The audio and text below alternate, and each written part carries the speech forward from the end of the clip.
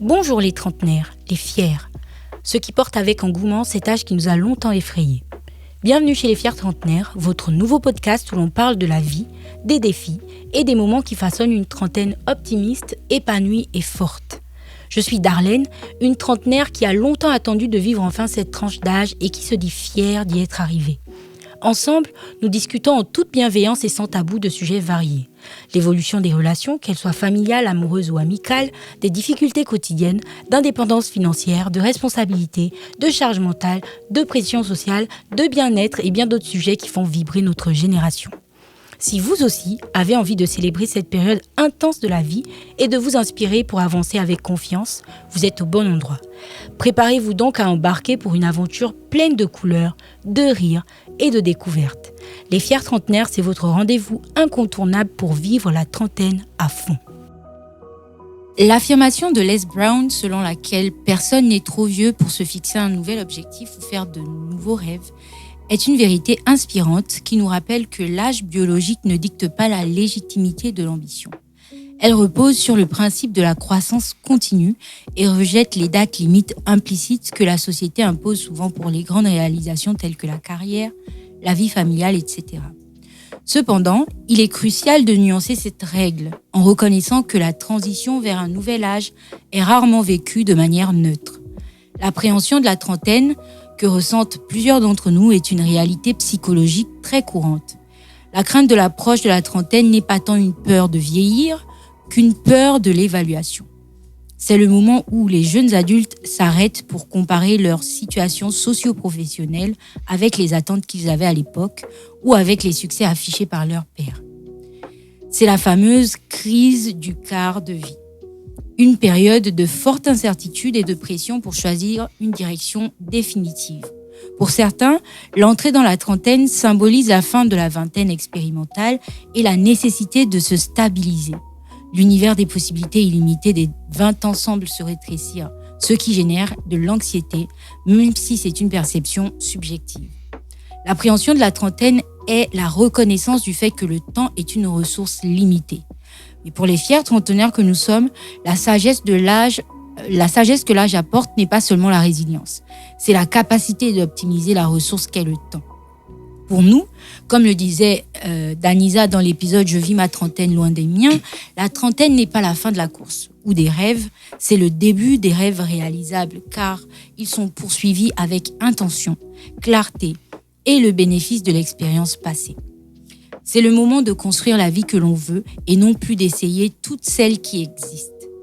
Je ne le dirai jamais assez, il n'y a pas de date de péremption.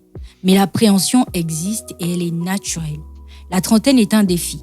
Utiliser la richesse de l'expérience de la vingtaine non pas pour s'inquiéter de ce qui n'est pas encore fait, mais pour aborder les nouveaux rêves avec sagesse et la détermination que seul un peu d'âge peut apporter. Bonne et heureuse année à tous, mais surtout, bienvenue dans cette nouvelle saison de Les Fiers Trentenaires. Après avoir posé les bases de notre podcast dans la précédente saison, en abordant plein de sujets et découvert plus d'une dizaine de profils de trentenaires bien fiers de revendiquer ce qu'ils sont, je me suis dit qu'il serait intéressant de démarrer la saison en échangeant sur l'appréhension instinctive que génère l'approche de la tranche d'âge avec deux futurs trentenaires qui, je l'espère, seront bientôt fiers de l'être.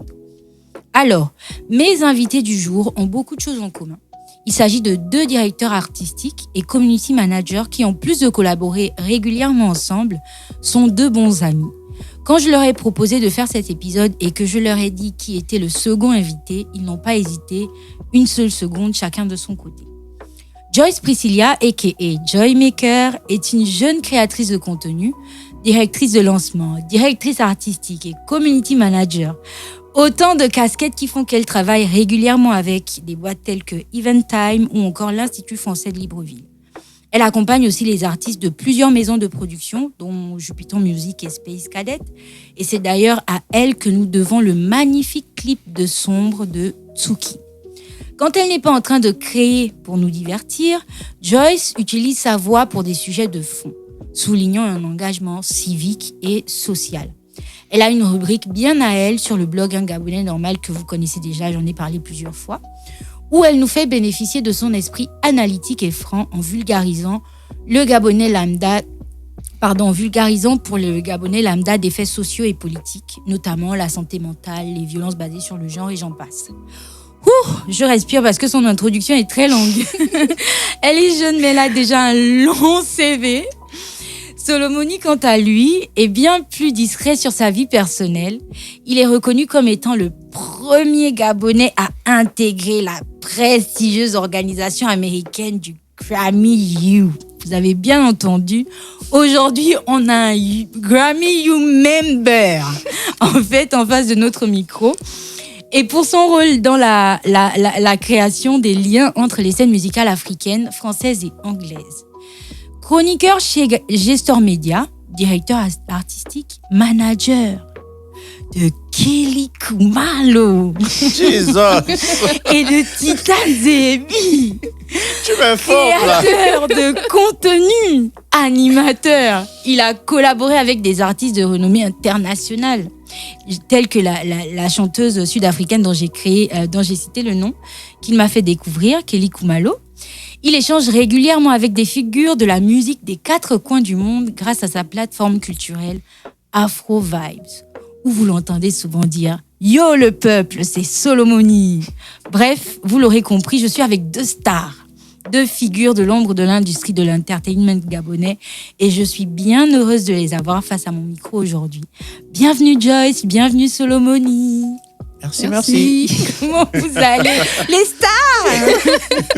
Comment ça va? Ça va bien. Ça et toi? Va. Ah, moi ça va. Ça va, on vient de passer les fêtes. Oui. On vient de passer les fêtes, c'était plutôt bien. Enfin, je crois que c'était bien. Normalement. Donc, alors, il y a l'un d'entre vous qui connaît le rituel d'entame de la saison précédente. Ça va plus être un rituel parce que maintenant, c'est une question basique. On l'a posée à 13 reprises aux précédents invités qu'on a reçus. Et donc, j'aimerais savoir quel âge vous avez et comment est-ce que vous le vivez. Donc, en 2026, vous avez quel âge? Les dames d'abord. Oui, les dames d'abord. Ok. Donc, pour le compte de 2026, on va dire que j'ai 27 ans. Ok. Voilà, je prends 27 ans le 21 juillet. Mm-hmm. Et comment je me sens en ayant cette... Franchement, je me sens bien. Mm-hmm. J'ai vraiment l'impression que j'ai longtemps attendu cet âge. Enfin, okay. La vérité, c'est que j'ai longtemps attendu 30 ans. Et j'ai hâte d'avoir 30 ans. Mais avoir 27 ans, enfin, aller vers 27 ans, pour moi, c'est comme un privilège, quand même. En fait, tu te rapproches de ton âge d'or. Exactement. Ok. Et toi, Solomoni, tu sais qu'il y a beaucoup de gens qui attendent de savoir quel âge tu as. Alors, avant de dire, faut quand même dire que je n'aime pas beaucoup, et je crois qu'on avait déjà parlé de ça. Je n'aime pas beaucoup donner mon âge parce que j'ai remarqué professionnellement que souvent, quand tu donnes ton âge et que certains se rendent compte que bon, t'es pas très jeune. Oui. La considération et le respect qu'on te donne, j'ai l'impression que ça change. J'ai l'impression qu'on ne veut pas toujours donner du respect à quelqu'un en se disant « Oh non, c'est un jeune. » Donc, voilà, et c'est quelque chose qui me dérange souvent. Et j'ai l'avantage de ne pas forcément ressembler à mon âge. Du coup, je joue souvent de ça et puis ça me permet de rester, avoir la paix. On va dire ça comme ça. Mais en 2026, en février 2026, j'aurai 28 ans. D'accord. En tout cas, on est avec... du coup, Joyce, tu es la plus jeune des fiers trentenaires qu'on a reçus. Bienvenue, hein, tu es chez toi. Même si en réalité, notre limite, c'est genre 28 ans. De 28 à 42 ans. Et l'idéal pour moi était d'avoir des personnes un peu plus jeunes pour essayer d'échanger ensemble autour du thème des appréhensions de la trentaine. Parce qu'il y a quand même beaucoup de gens aujourd'hui qui ont encore peur de franchir cet âge-là, qui ne considèrent pas que l'âge n'est qu'un chiffre en fait. Et du coup, comment dire, 10 ans en arrière, est-ce que vous vous imaginiez tel que vous êtes aujourd'hui ? Solomoni, c'est ton tour. Oh my God. Alors, Oui et non. Oui parce que beaucoup de ce que je fais aujourd'hui, je l'ai pensé, je l'ai visualisé, je l'ai souvent dit même. Je l'ai souvent dit. Mais je pense que c'était plus en mode j'aimerais bien que ça arrive, j'aimerais bien. Et puis après, aujourd'hui, j'entends souvent les gens qui parlent de, comment ils appellent ça? Manifester. Manifester, mais bon, moi, c'est quelque chose que je fais depuis, j'ai toujours fait, en fait. Je me suis dit, c'est ça la vie que je veux, c'est ce que je veux faire. Je veux être dans la musique, je veux travailler avec des artistes. Je me rappelle même qu'une fois, je crois que j'étais en 4e, j'avais dit à ma mère, tu sais quoi, moi, je vais travailler dans la musique et je serai quelqu'un de très important. Et puis elle m'a dit, Aris, parce que du coup, mon prénom à la maison, c'est Aris, va étudier tes leçons, arrête de m'embêter avec tes histoires.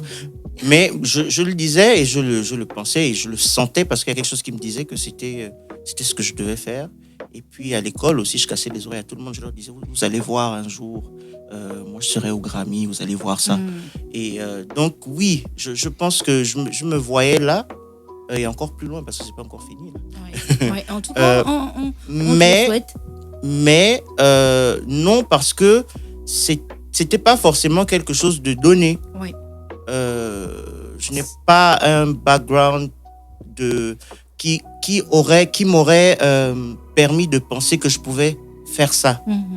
Voilà, plutôt background normal. C'est-à-dire que je viens pas de famille pauvre, j'ai été élevé par ma mère. Mais ce qui m'a toujours caractérisé, c'est mon côté... quand je veux quelque chose, je suis très concentré dessus et c'est ce que je veux. Donc, oui et non. Ok. Alors toi, Joyce, est-ce que 10 ans ou 20 ans, enfin 20 ans c'est un peu, c'est un peu juste, est-ce que 10 ans, 5 ou 10 ans en arrière, tu t'imaginais être la Joyce que tu es aujourd'hui? Non. Moi, je voulais être une star. De base. Ok. Peu importe le moyen, mais je voulais être une star. Mais ça, c'était vraiment juste dans ma tête. Sur les papiers, moi, je voulais faire du droit. On dirait pas, mais je voulais faire du droit. Après, je voulais faire tout ce qui est communication digitale et tout. Je sais pas d'où ce que je fais actuellement est sorti. Enfin, je sais, mais il y a 10 ans, franchement, je suis en train de me rendre compte qu'il y a 10 ans, je ne pensais même pas être là où je suis aujourd'hui. Donc franchement, moi, je dirais non. D'accord. Ok, alors parle-nous un peu de toi. Déjà, qu'est-ce que tu fais dans la vie? Comment tu en es arrivé là? Quel a été ton parcours scolaire? Quel type d'enfant étais-tu?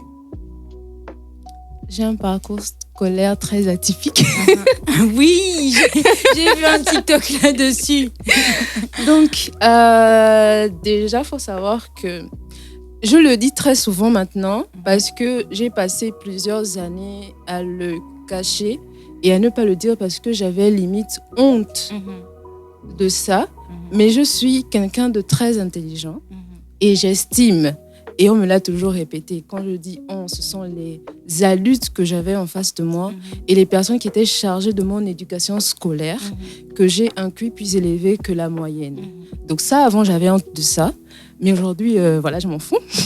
Il y a de quoi être fier de toute façon. Oui.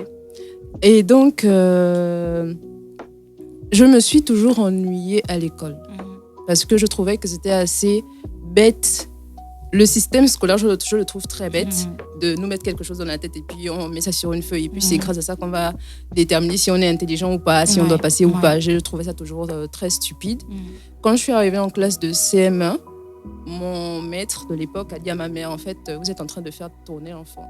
Faites partir l'enfant au lycée et puis on passe à autre chose. Donc, j'ai fait mon CEP et mon concours du côté de Batavia, Batavia 3. Et en même temps, j'allais au Scribouillard, au PK8, donc je faisais les deux. Ah, ok. Et j'ai eu mon CEP et mon concours. J'étais, je pense, la deuxième des 3 centres réunis parce qu'il y avait Batavia 1, 2 et 3. C'était réuni. Et ensuite, j'ai commencé le lycée du côté de Épi, mais au 2e trimestre, au milieu du 2e trimestre, parce que ma mère avait peur. J'étais très petite. Donc, j'ai commencé au milieu du 2e trimestre. J'avais eu un 7. J'ai dit, pourquoi je n'ai pas la moyenne? Je suis intelligente, je comprends pas. Et après, il restait le 3e trimestre et j'avais eu un 9. Et mon prof principal, qui était le prof de français, avait vu maman, il a dit non, si celle-là reprend, c'est pas bon parce qu'elle est très intelligente. Il faut qu'elle fasse des cours. C'était juste le retard en fait que tu avais effectivement. accumulé. Et donc ma mère avait dit non parce qu'elle estimait que c'était, elle est contre le fait de pousser les enfants. Donc elle m'a dit non, t'inquiète, on va te mettre à LDD et tout. Donc je suis allée à LDD. Et c'est à partir de là malheureusement que, on va dire, il y a certaines choses, certains traumatismes qui se sont réveillés. Déjà, ça a bien commencé. J'ai fait ma 6e tranquillement. À partir de la 5e, le dégoût que j'avais pour l'école et l'ennui persistait. Vraiment, c'est venu de façon à ce que je n'entrais plus en classe. Je faisais autre chose. Et là, ça arrivait en 5e. 5e, j'ai repris ma 5e. J'ai repris ma 4e. J'ai repris ma 3e. Et il y a une chose que j'aime bien dire, c'est que la première fois que j'ai fait mon BEPC, c'est le jour même de l'épreuve sportive que je regardais comment les autres étaient en train de faire l'enchaînement. Et moi aussi, je suis allée faire l'enchaînement. En fait, je m'en foutais. Et c'est comme à ma 2e, 3e, j'ai pris mon baptême. Et j'ai dit à ma mère, bon, écoute, tu as trop souffert, donc je peux redoubler. En fait, toi, tu étais en train de te venger du fait qu'elle t'avait fait reprendre la 6e. J'ai dit, en fait, tu as trop souffert, donc bon, c'est bon, je peux redoubler. Et c'était la dernière fois que je redoublais au lycée. Donc après, j'ai fait mes cours, mais malheureusement, à l'approche de la vingtaine, il y a les symptômes du trouble dont je souffre, donc le trouble borderline, qui commence à monter un peu, parce que c'est vraiment un truc qui se manifeste vers les 20 ans. Et donc, j'ai arrêté d'aller à l'école. Enfin, j'y allais quand c'était nécessaire, quand il y avait des devoirs, etc. Mais je n'y allais plus vraiment.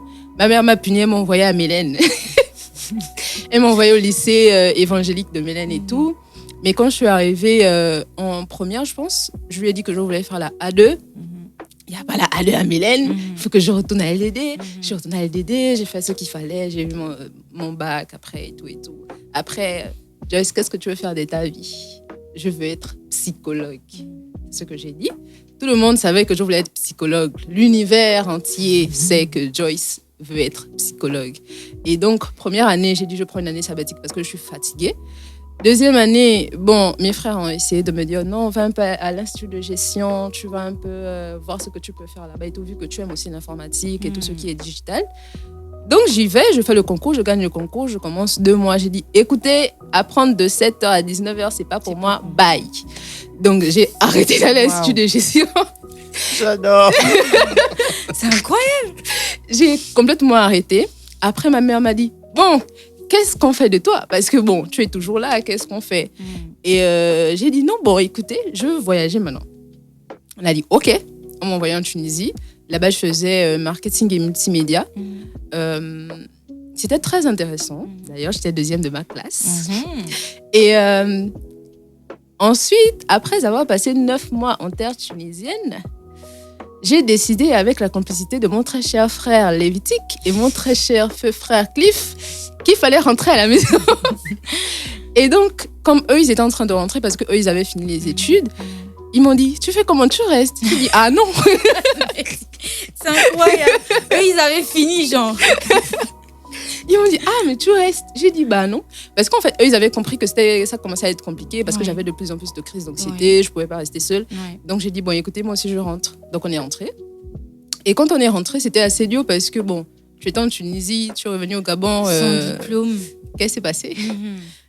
Et quand je suis revenue, ma mère m'a dit, bon, écoute, ce qu'on va faire, c'est que tu vas aller à l'UOB finalement faire psychologie. Peut-être que être dans quelque chose qui te plaît, ça va t'aider.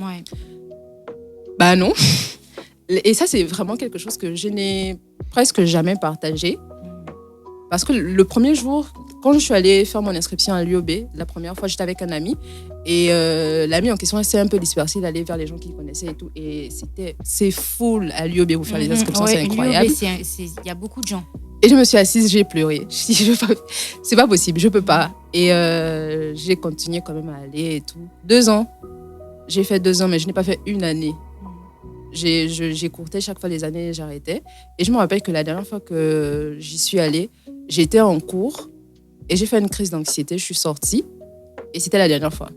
J'ai su que l'université, la fac, enfin, c'était même pas tant l'université, c'est surtout la fac.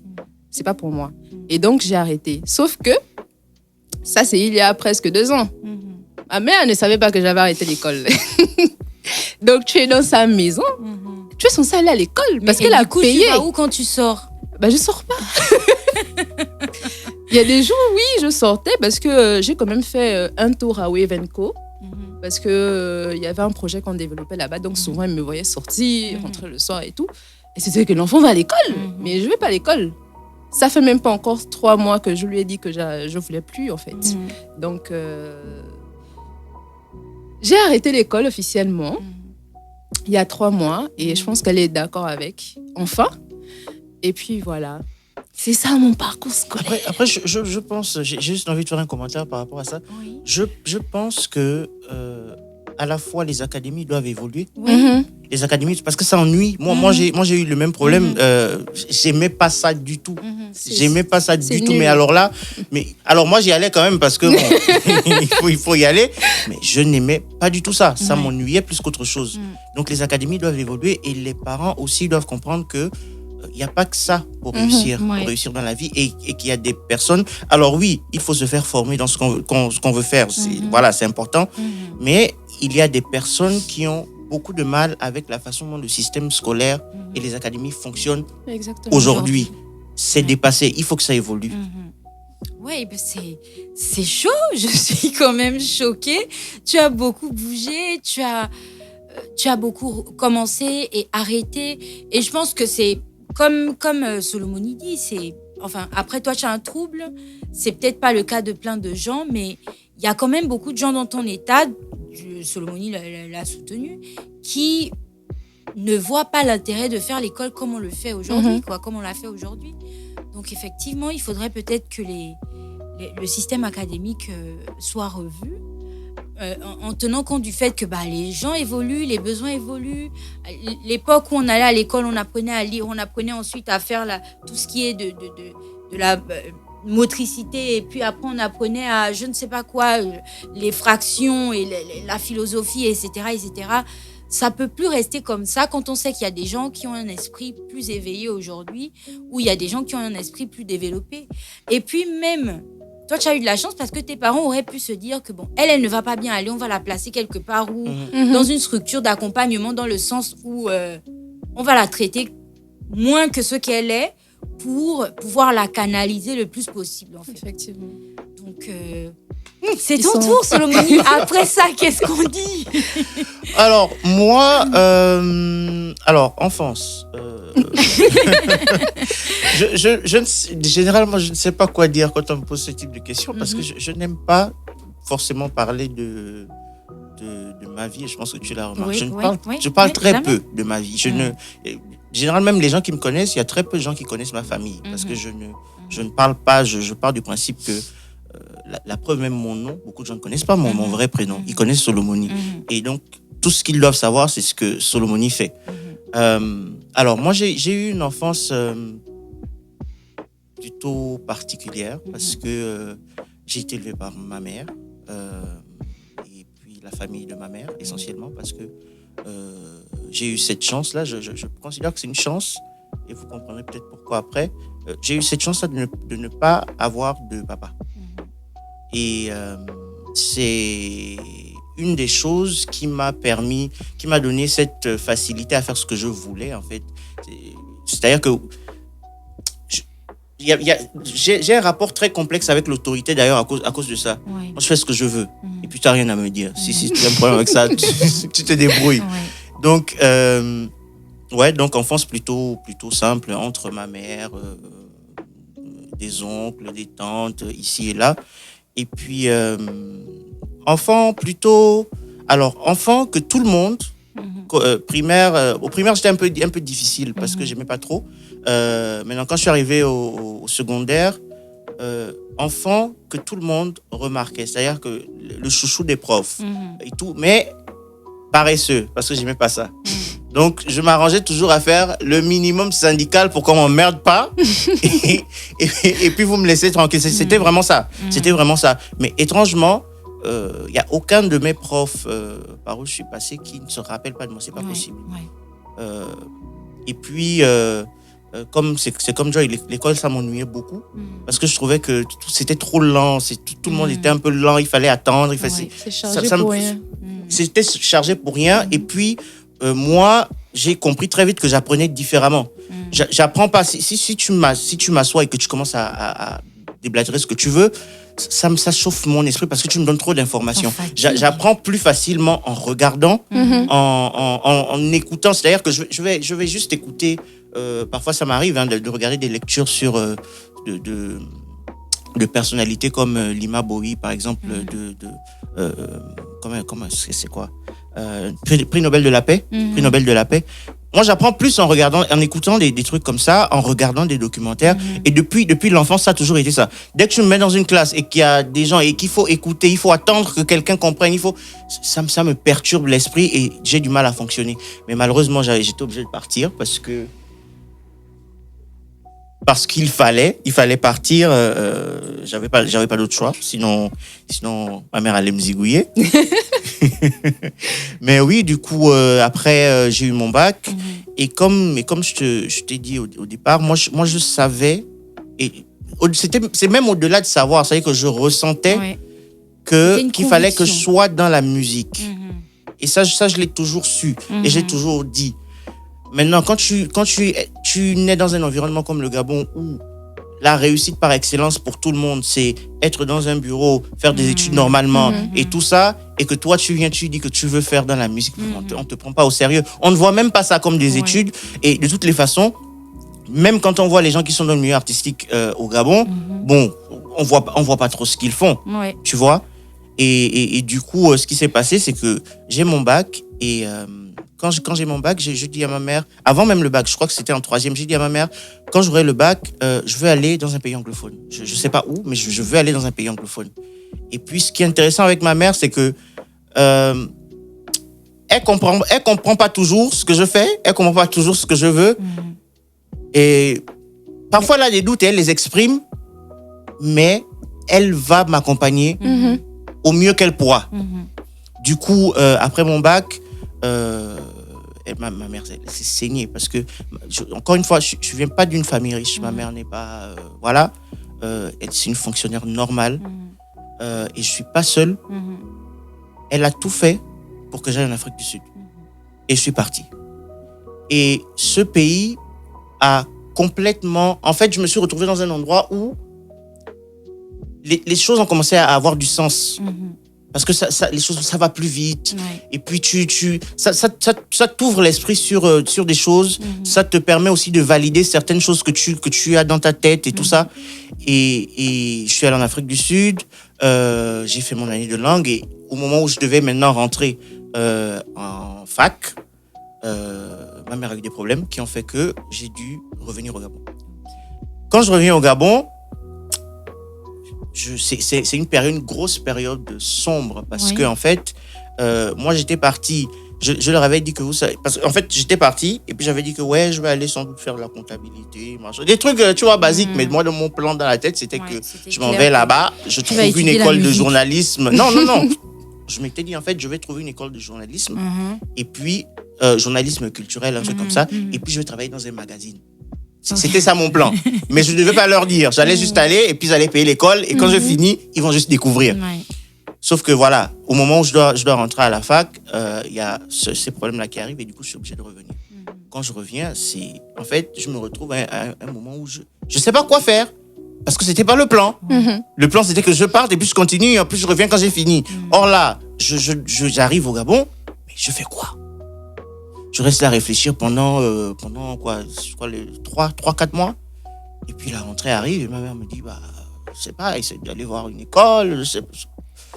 Bon, je me dis, ok, je vais voir une école, je me mets là-bas et puis je dis, mais on fait quoi ici?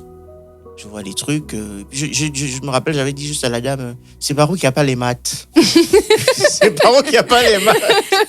Et puis elle m'a dit, mais je sais pas, si vous voulez faire du droit. Ok. Why not? Et puis je suis parti, et c'était horrible. Encore une fois, c'était pas difficile.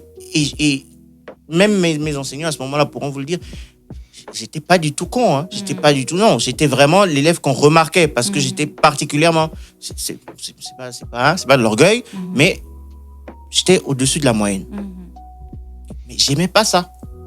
Je n'aimais tellement pas ça que quand je suis arrivé en 3e année, j'ai fait une dépression où j'ai voulu en finir. Parce que c'est-à-dire que quelque chose en moi me disait que c'est pas là que tu dois être. Ce n'est pas là. Et ce qui s'est passé, c'est que j'ai pris une année où je me suis coupé du monde. J'ai disparu complètement. Et ce qui me ramène, c'est pour ça que j'ai parlé d'elle au début, c'est Lima Bowie. Je me rappelle un jour, au bout d'une année, j'étais sur YouTube comme ça, et puis je suis tombé sur une lecture qu'elle avait donnée, je crois que c'était Cambridge ou Université de New York, je sais plus. Et puis elle parlait juste de son expérience, et c'est comme si, à la fin de la lecture, c'est comme si on avait rallumé quelque chose. Et puis quand j'ai ressenti, c'est pour ça que je dis souvent que la dépression et puis ces choses-là, c'est vraiment c'est la perte de vitalité. Ouais. Et ce moment-là, en fait, ça a ramené de la vie en moi. Puis je me suis dit non, en fait, tu sais quoi, on va remettre l'église au milieu du village. Je me suis repris, je suis reparti pour terminer mon année. Entre-temps, j'ai commencé c'est dans cette période-là, plus ou moins, que Afro Vibes est né. Parce que je me suis dit, tu sais quoi, je vais essayer de donner la paix à la famille et machin. Et puis, je vais recentrer quelque chose. Donc, Afro Vibes est né à cette période-là. Dans la même période, je rencontre des gens via les réseaux sociaux, notamment Gwen Thomas. C'est à cette période-là qu'on se rencontre. Et puis, pareil, en fait, c'est comme si tout était aligné. Il fallait qu'il y ait le déclencheur. Et puis, l'univers a juste placé les personnes au moment où il fallait. Et en fait, c'est de là que tout est parti et les rencontres se sont enchaînées sans que je n'ai à faire quoi que ce soit. Et dis-toi même que la dernière année, je devais faire un stage. J'ai tourné pendant 1 an pour trouver ce stage de droit pour valider ma licence. Je ne l'ai pas eu. Pendant 1 an, je ne l'ai pas eu. Quand je me suis dit que je vais me focus sur la musique, ça n'a pas pris 3 semaines. Pamela Badjogo, la chanteuse Pamela Badjogo, me contacte et me dit « Je suis en train de travailler sur mon album et je veux travailler avec toi. » Ça n'a pas pris 3 semaines. En fait, les choses se sont juste alignées les unes après les autres. Et qu'est-ce qui fait que, hormis ta rencontre avec Gwen Thomas et les autres, qu'est-ce qui fait que Pamela Badjogo t'appelle pour travailler avec toi? Alors, il faut dire que j'ai toujours parlé de musique. J'ai toujours parlé de musique parce que, en fait, comme je t'ai dit, j'ai toujours su que je voulais travailler dedans. Sauf que j'avais très bien compris, et ça j'étais encore en primaire, que je ne pouvais pas le faire, même de façon académique. Je ne pouvais pas venir devant ma mère ou devant des oncles et leur dire « Oui, je veux faire de la musique » ou bien « Je vais aller dans une école de musique et compagnie ». Je savais que je ne pouvais pas faire ça. Du coup, je me suis dit, vu que je ne peux pas apprendre la musique, ce que je vais faire, c'est que je vais lire et étudier les carrières des gens. C'est comme ça que c'est parti. Je crois que j'avais 7-8 ans. Ce qui fait que je passais des heures à lire, à écouter des interviews de professionnels de la musique, des artistes, des producteurs, de partout dans le monde. Je faisais juste ça. Mais moi, dans ma tête, c'était en mode, bon, je fais ça pour que le moment où je vais faire la musique, j'ai déjà toutes ces infos-là. Je n'imaginais pas un seul instant que ce que j'étais en train de faire là, c'était me former. C'était te former. Mais je ne pensais pas à ça. Du coup, quand moi je me mets à parler de la musique sur les réseaux sociaux, il y a de plus en plus de gens importants lisent. Et quand je dis des gens importants, ce n'est pas des gens importants du Gabon. Oui. Ils lisent les analyses que je fais. C'est pertinent. Des trucs s'avèrent être vrais. Encore dernièrement, je discutais, je le dis, c'est même pas pour frimer que je dis ça, je discutais sur Instagram avec le directeur général de Warner Music Afrique francophone à cause d'une vidéo où je faisais une analyse. C'est juste ça. Et c'est comme ça que Pamela, elle tombe sur et puis enfin, tous, même Gwen, tu vis au Gabon? Je dis oui. La question internationale, Je dis parce que oui. franchement... Et c'est de là que c'est parti. Et puis Pamela m'a dit non. En fait, tu te rends pas compte de la bibliothèque que tu es. Et c'est pas juste une question de bibliothèque. Tu as une capacité de synthèse et d'analyse de l'industrie extrêmement rare. Ouais. C'est de là que ça part. Et puisque ça s'avère être correct professionnellement, ça fait que de plus en plus de gens importants suivent, de plus en plus de gens importants ont envie de travailler avec moi. Ouais. En tout cas, alors, nous, on est bien contents. On est bien contents pour toi. On est bien contents de voir que, contrairement à Joyce, qui a eu un parcours un peu atypique, toi, tu savais plus ou moins. Bon, après, ton parcours a été presque autant atypique parce que tu pars d'ici pour l'Afrique du Sud pour faire la comptabilité. Tu fais ton année de langue et puis tu dois revenir. Finalement, ça passe de la compta en Afrique du Sud au droit au Gabon. Et puis après, tu n'arrives pas. Est-ce que tu as soutenu même, non? Non. Voilà. Tu ne soutiens pas, tu n'as pas de stage. Et là, dis-toi que là, les gens qui vont écouter ça, s'il y a de la famille, ils vont découvrir. Je suis pas allé. Non, mais je suis pas allé. C'est pour ça que je vous dis que moi, j'ai toujours été l'autorité. Je ne supporte. Moi, on m'oblige pas à faire des choses. Ouais. Et un truc, je sens ça. Je sens ce que je dois faire. Je le sens. Je crois beaucoup au destin. Je crois beaucoup en l'univers. Et ce qui s'est passé avec la dépression que j'ai eue, et j'aime bien souvent dire ça, la dépression, en fait, c'est ton âme qui te dit tu n'es pas là où tu dois être. Tu n'es pas là où tu dois être. Bouge. Je suis tout à fait d'accord. Bouge de là. Et le truc, c'est que même pour que je soutienne, plus j'insistais avec ça, plus financièrement ça devenait compliqué. Pour ma mère, ça devenait compliqué à gérer. En fait, j'ai compris que si ça devient autant compliqué, c'est parce que c'est pas ce que je dois faire. Et en fait, l'univers est en train de me dire bouge de là, bouge de là, bouge de là. Et je vous ai dit, j'ai fait 1 an pour trouver un stage. 1 an. Et je ne l'ai pas trouvé. C'est ça le pire. Je ne l'ai pas trouvé. Il a juste fallu, même pas 3 semaines, que je me suis dit en moi-même, tu sais quoi? Ok, faut mettre ton focus sur la musique. Même pas 3 semaines. Toutes les portes se sont ouvertes. Parce que l'univers et le destin avaient écrit que ça devait être comme ça. Et à partir du moment où tu t'alignes dans ce que tu dois faire, ce pour quoi on t'a envoyé sur Terre, les choses se font plus facilement. C'est ce que j'allais dire, qu'en fait, il fallait que tu t'alignes, que tu te mettes sur la bonne fréquence. Et puis, tout est parti, en fait. Oui. En tout cas, donc, franchement, vous me prenez les émotions. Donc, le thème du jour est taillé pour vous. Hein. Vous êtes jeune et, comme je disais à Joyce, elle est la plus jeune de nos invités jusqu'ici. Et du coup, le thème du jour, c'est trentenaire, j'appréhende. Alors, peut-être que vous n'appréhendez pas. Je pense que non, de ce que j'entends. Vous n'appréhendez pas, mais j'aimerais qu'on discute ensemble des raisons qui peuvent faire que une personne lambda appréhenderait le fait d'approcher la trentaine.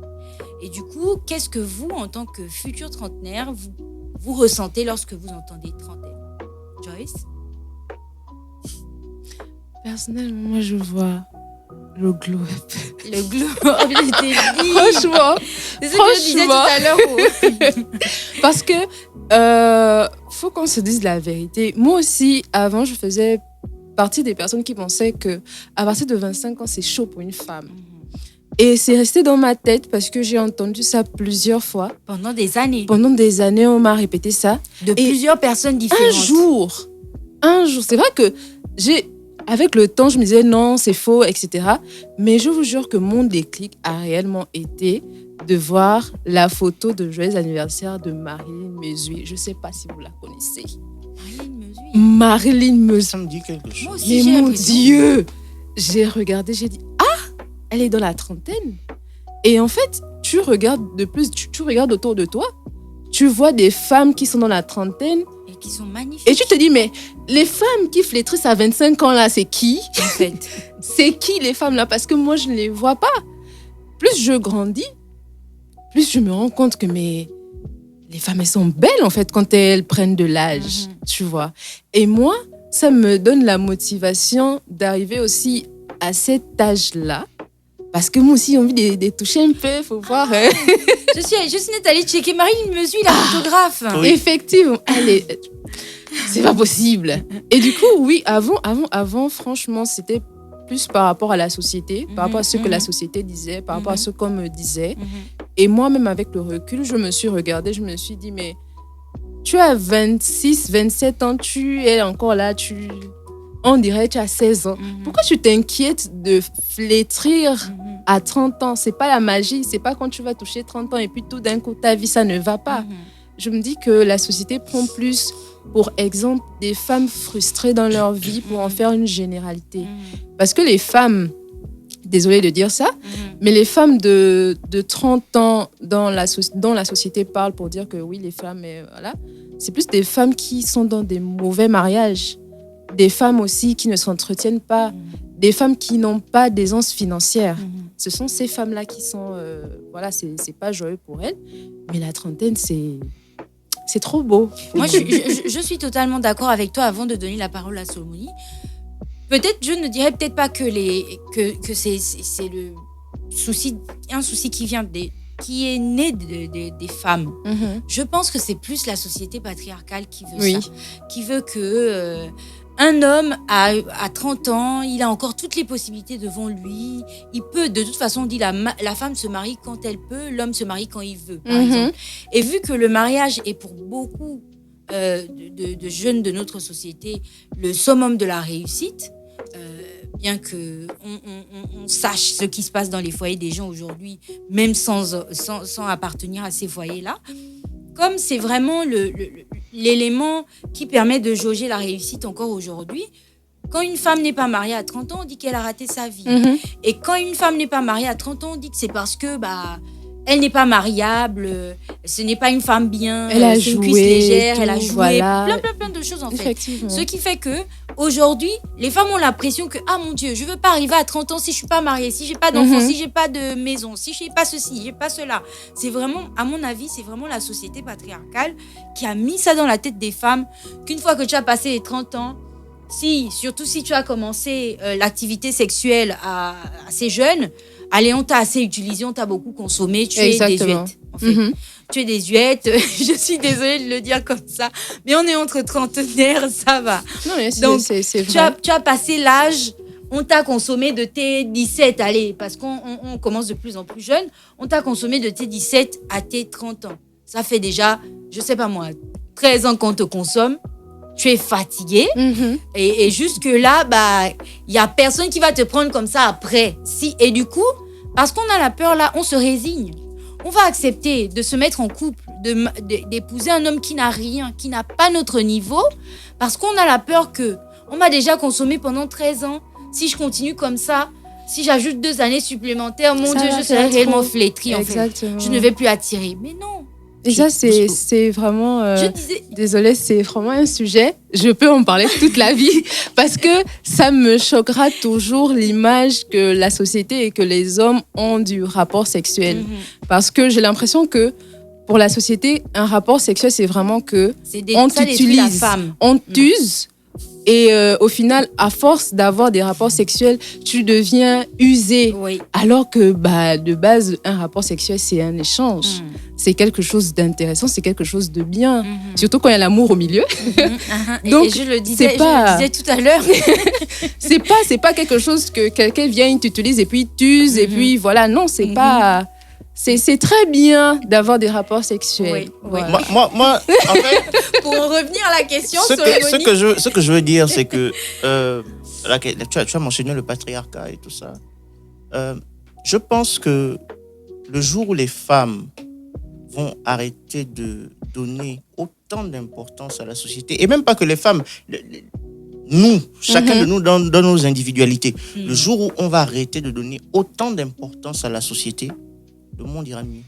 Exactement. Le monde ira mieux parce que là, on est en train de parler de la question des femmes et l'image que les hommes, ou même pas que les hommes, mais parce qu'il y a d'autres femmes aussi qui sont dans ce délire-là, que la société a des femmes de la trentaine en pensant que voilà, elles sont défraîchies, enfin, comme si c'était une plantation, mais bon, bref, c'est pas ça le sujet. La plantation et puis on est en saison sèche. En fait, il y a aussi la même chose au niveau professionnel. Par exemple, tu vois, aujourd'hui, je m'assois à la table de n'importe quel chargé de com, on discute com. Pourtant, j'ai pas fait de la com, j'ai fait du droit. Oui. J'ai pas fait de la com. Dernièrement, on avait encore le concert du Titan Zebi. première fois au Gabon, elle n'est jamais venue au Gabon chanter. On a rempli la salle. C'est de la com. Pourtant, je n'ai pas fait des études de com. Cette question-là aussi se pose avec des gens comme nous quand on arrive dans certains endroits. Parce que la société estime que pour que tu sois apte à parler de telle ou de telle chose, il faut que tu viennes avec le diplôme qui va te donner la légitimité de le faire. Ça, c'est la société qui veut. Mais à partir du moment où on s'émancipe de ça, on devient légitime. Exactement. Parce que la légitimité que tu as, que moi j'ai, à parler de X, Y sujet, je ne m'attends pas à ça de la société. Je suis légitime parce que je décide que je suis légitime et que je le prouve chaque jour dans mon travail. Et donc, une femme, c'est la même chose. Une femme de 30 ans qui prend soin d'elle, elle parfume bon, elle a le droit de se mettre là et dire oui, j'ai 30 ans et je suis une belle femme. Et bouffer ça comme ça. Si ça vous dérange, allez-y boire de l'eau. C'est tout. Après on va dire que mais tu es orgueilleuse, mais tu es narcissique. Mais on s'en fout. Non, mais il le faut. On vit dans un monde où les gens ne vous donnent pas la possibilité les gens ne vous donnent pas vos fleurs. Ils attendent quand vous allez mourir pour venir déposer les herbes. On va déposer les gerbes de fleurs. Quand tu es vivant, et ça c'est mon côté anglophone, verse du miel sur toi si tu peux le faire. Exactement. Parce que personne ne va venir le faire à ta place. Et on a du mal avec ça. Ce sont les francophones qui ont du mal avec ça. Non, mais c'est vrai, on a du mal avec... la reconnaissance aux gens pendant qu'ils sont vivants. Quand tu es bon, c'est trop demandé. Tu es bon? Oui. Est-ce que tu allais voler ça? En plus qu'il y a des faits. Il y a des faits qui montrent que tu es bon. Tu es bon? Celui qui a un problème avec ça, il a qu'à gérer ses insécurités. Et Solomoni, tu parles de légitimité et tu as introduit... Lorsque tu as répondu à la question sur ton âge, tu as introduit plus ou moins cet aspect-là. Vous êtes tous les deux directeurs artistiques, community manager, la Bible manager, nanani manager et tout. Vous avez tellement de lignes dans votre CV qui sont des professions créatives, souvent exigeantes et surtout peu reconnues dans notre pays. Et surtout, comme tu disais, dans les familles aussi. Est-ce que, à l'approche de la trentaine, vous doutez de vos choix de carrière ou de votre niveau de réussite actuel? On va commencer par Joyce. Donc, est-ce que là, maintenant, tu doutes de ton choix de carrière? Est-ce que, actuellement, tu doutes de ton niveau de réussite, en fait? Est-ce que tu estimes que, vu le temps qu'il me reste, vu le temps qui arrive, je ne suis peut-être pas sûre d'arriver à la femme que je suis censée être, par exemple? Déjà, moi, j'ai envie de dire que les gens qui ont très souvent cette pression, c'est parce que les parents attendent quelque chose d'eux. Ma mère n'attend rien de moi. Ma mère a construit les maisons. Je suis dans la maison de ma mère. Elle m'a laissé un espace. Elle a dit, tiens, la maison. Dors. Ce qui fait que, même si à 35 ans, je suis toujours en train de me demander, est-ce qu'à la fin du mois, j'aurai 50 000 ? Je mange parce que ma mère fait le marché. Donc ça, c'était la partie vraiment détente. Mais sinon, en vrai, je pense que pour mon âge et pour quelqu'un qui a un peu un boulet au pied, tu as déjà fait pas mal de j'ai choses. un beau parcours quand même. Et quand je vois la personne que je suis en train de devenir et là où je vais, je me dis ça va. Ça va. Après, s'il faille parler des attentes de la famille, est-ce qu'ils comprennent ce que ça, c'est pas mon problème en vrai. Mon nom est déjà sali. On est déjà dedans. On veut que comment? La seule chose, c'est vraiment, je suis à un âge où les neveux commencent à envoyer des messages. Oh, l'argent du roman. Bon, tu commences à comprendre que c'est ton tour d'être la tante paternelle. Voilà. Mais sinon, personnellement, je suis fière de moi. Je suis fière de moi. Je sais que je peux faire mieux. Malheureusement, on ne peut pas toujours donner le max sur toute l'année. Parce que j'ai, par exemple, 4 mois où ça va super bien, je peux sauter du sol au plafond. 3 mois où je veux juste rester allongée, je ne veux pas qu'on me dérange, ne m'appelez pas. Et donc, je ne peux pas avoir le rythme de vie d'une personne en griffe normale. Et c'est ce qui fait qu'aujourd'hui, moi, je suis fière de moi et je suis fière de ce que je fais. Et je suis convaincue que je suis dans le bon couloir. Et du coup, Ça, c'est vraiment une très belle expression. Tu cours dans ton couloir. Mhm. Et du coup, c'est important que tu dises ça. Et on va aborder l'aspect santé mentale tout à l'heure. Mhm. C'est important que tu dises ça parce que je discutais déjà avec des gens à qui je disais, vous vous comparez à des gens qui ont plus d'expérience que vous, qui n'ont pas les mêmes réalités que vous, Mhm. qui n'ont pas les mêmes difficultés, qui n'ont pas eu les mêmes chances que vous, en fait. J'ai échangé avec 2 amis, et on s'est charrié durant un échange en se disant père riche, père pauvre. Il y a un gars qui a été élevé par ses 2 parents, qui a été poussé, boosté, encouragé, et qui s'est retrouvé à faire un métier que nous tous on considérait comme un métier ingrat. Mhm. Et puis il y a un autre qui n'a eu qu'un seul parent, qui l'a poussé à fond, mais qui s'est retrouvé à faire la même chose que son père faisait et qui, parce qu'il n'avait pas l'âge et il n'avait pas utilisé le même temps que son père avait utilisé et tout, n'était pas encore au niveau de son père.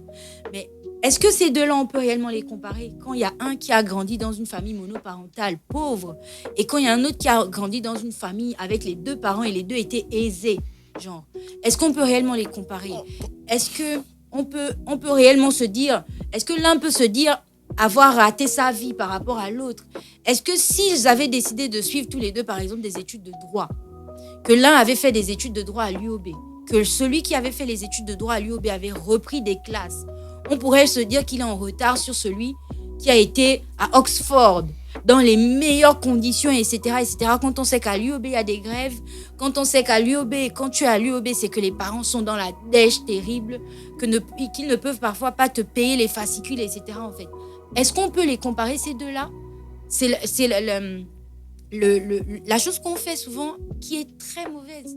On se compare à des gens avec qui on n'a pas le même niveau, avec qui on n'a pas les mêmes chances, avec qui on n'a pas les mêmes réalités, en fait. Et du coup, je jugeais important de soulever ça. Ça, c'est un truc que je trouve très intéressant, le fait de se comparer. Moi, j'ai la chance et je suis sûr que le jour où elle entendra ça, elle va certainement se demander de quoi je parle.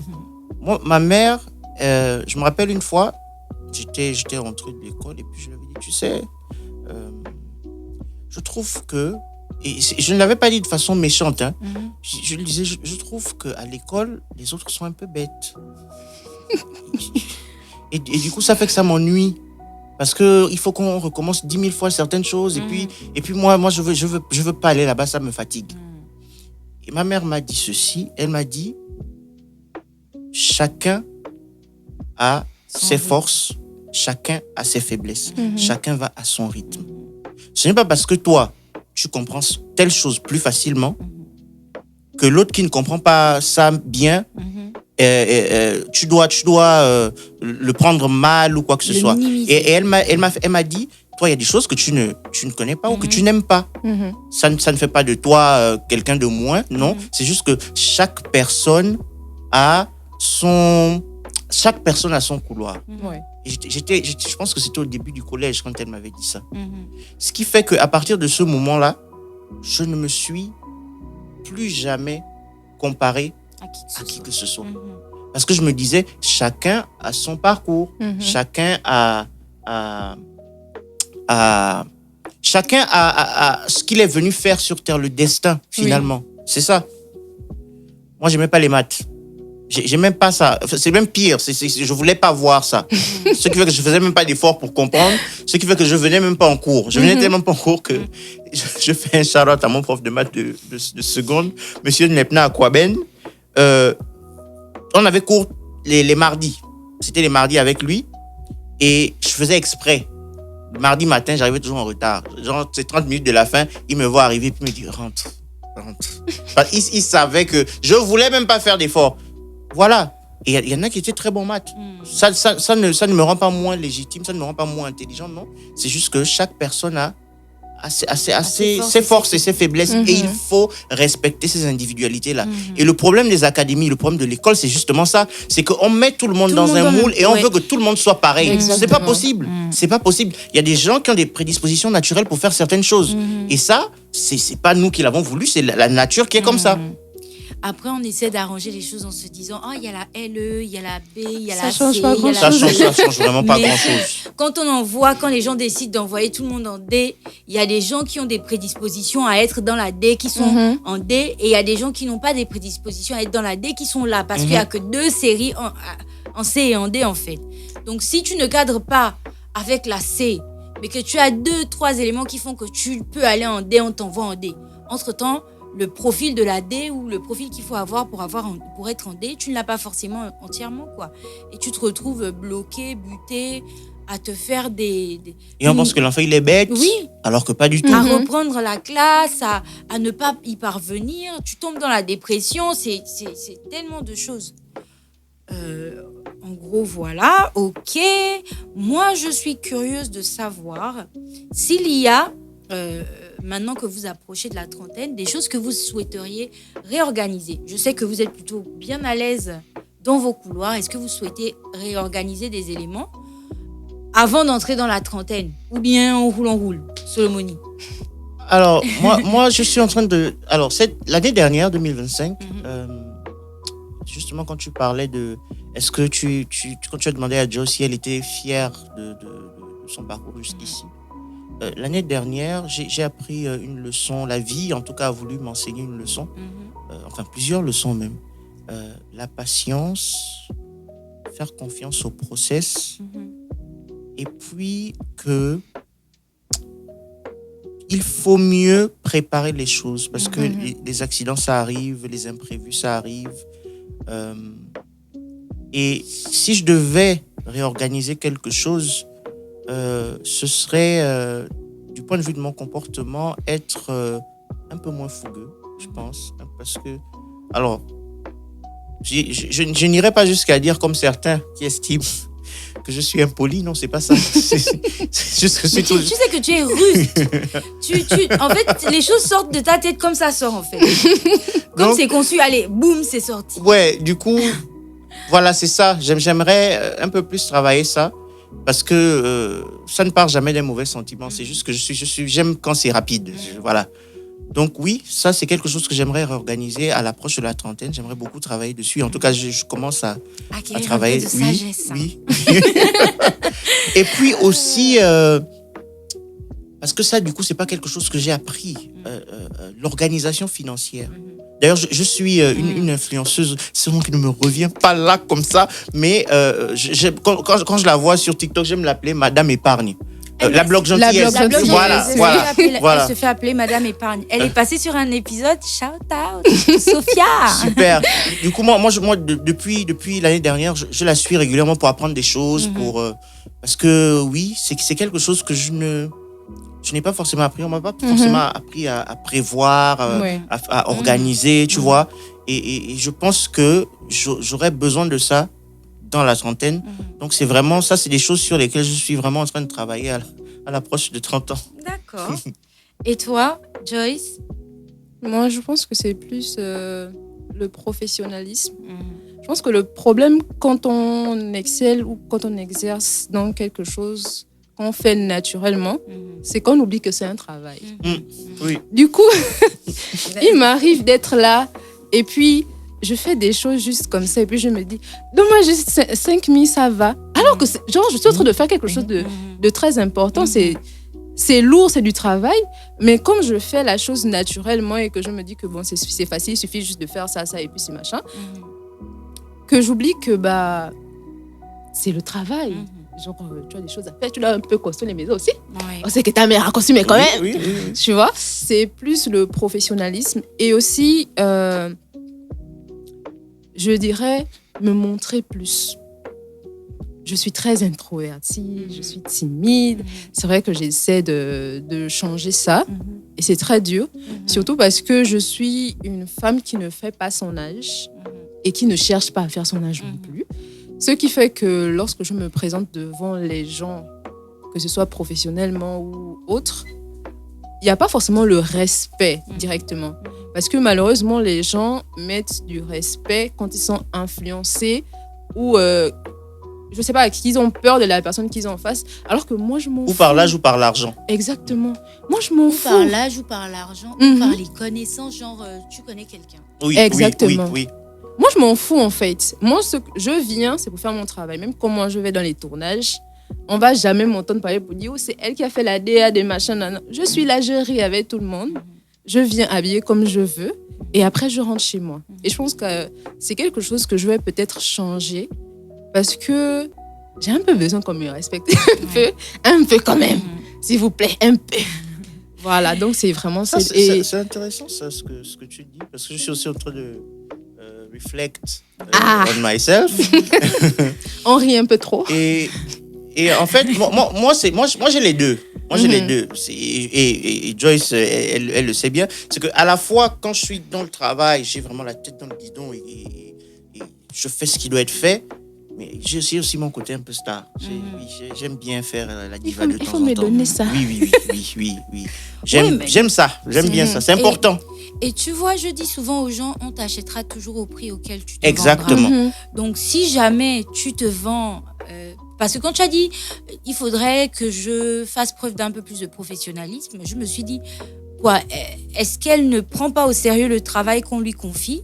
Mais c'est plus en fait que tu ne donnes pas le prix que ton travail vaut. Exactement. Tu vois. Si tu ne prends pas au sérieux le travail qu'on te confie, là c'est dangereux. Il faut bosser dessus, de sorte à ce que, comme quelqu'un disait, fais ce que tu veux, mais sois bon dans ce que tu fais en fait. Exactement. Donc toi, tu es bonne dans ce que tu fais, mais tu ne mesures pas toi-même la valeur de ce que tu fais, de tes aptitudes, de tes capacités. Donc tu leur donnes un prix en deçà de ce qu'elles valent. Et du coup, il faut travailler sur l'éventualité. Limite, crée une grille tarifaire. Tu te dis, si soit je travaille en horaire, par exemple, soit je travaille en profil, soit je travaille en... Je sais pas comment ça fonctionne dans votre domaine, mais part du principe que je fixe une grille tarifaire, vous vous y tenez. Que vous soyez mes amis, que vous soyez ma famille, en fait, business is business. Si tu veux, quelqu'un qui va te faire le prix de famille ne va pas chez Joyce, ne va pas chez Darlene, ne va pas chez Solomoni. Parce que moi, je travaille. Même quand je n'ai pas été à l'école pour ça, c'est ça qui paie mes factures. Même quand je vis chez ma mère, c'est ça qui paie mes besoins d'hygiène, ma beauté, mes vêtements, etc. Et donc, je suis désolée, Joyce a dit l'heure avec elle, c'est 35 000. Et je suis désolée, je t'accorde un forfait de 5 minutes supplémentaires. Mais si je t'ai dit, tu as 1h05 minutes, bah, tu as 1h05 minutes que tu paies à 35 000. Maintenant, si tu vas dans la 6e minute, tu vas payer 70 000 parce que tu as dépassé mon forfait. Donc, il faut imposer ta grille tarifaire. Le temps que tu confies, ton temps, c'est ton argent. Quand on est community manager, moi, j'ai un problème avec l'argent.